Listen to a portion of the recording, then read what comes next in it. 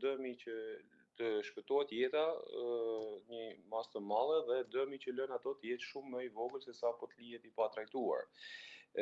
Futja e pajisjeve që parandalojnë aritmit e rrezikshme, po kështu ka qenë një hap cilësor në parandalimin e vdekjeve të papritura.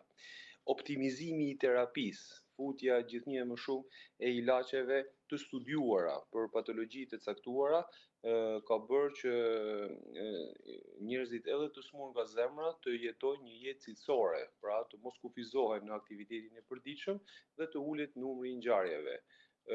Kuptohet një rol të veçantë ka edhe parandalimi nëpërmjet edhe mjeteve të informacionit, si në rastin e mediave për shembull, por edhe në burime të tjera, që kanë promovuar gjithnjë më shumë një jetë sa më të shëndetshme dhe njerëzit janë tashmë më të vetëdijshëm për rreziqet që ka stili i pashëndetshëm i jetesës.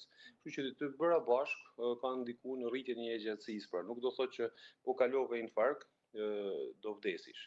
Mundësia sot është shumë e madhe që të ndihmohesh dhe të bësh një jetë cilësore, bile edhe të korrigjosh ato që s'ke korrigjuar më përpara dhe jetëgjatësia është pothuajse e njëjtë me jetëgjatësinë e popullatës, përveç rasteve kur zemra është shumë e lodhur, shumë e zmadhuar dhe në atë rast, si thosh, ulet pak jetëgjatësia, ndonse vitet e jetës shtohen, janë shtuar me anë të mjekimeve.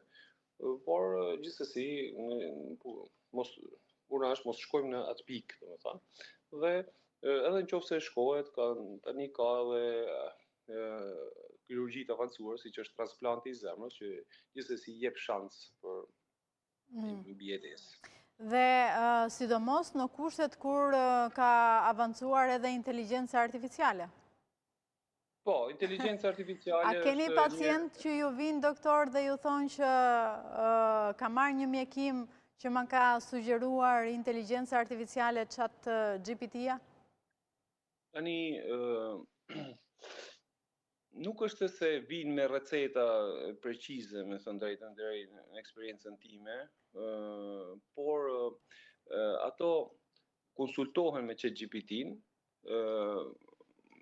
duhet gjithsesi marrin informacion edhe të dobishëm, do thosha unë, por gjithsesi ky informacion duhet verifikuar pak nga mjeku. Domethënë sepse ekspozimi ndoshta i fakteve që i bën pacienti edhe si thosh asimilimi i informacionit që jep inteligjenca artificiale mund mos jetë korrekt. Dhe pacienti ose nuk ekspozon faktet siç janë, ose pastaj trembet nga alternativat që mund t'japi inteligjenca artificiale dhe kjo bën që të mos ketë një ekuilibër, si thosh, midis ankesave dhe trajtimit të smundjes. Gjithsesi, ai është i dobishëm sepse i orienton njerëzit për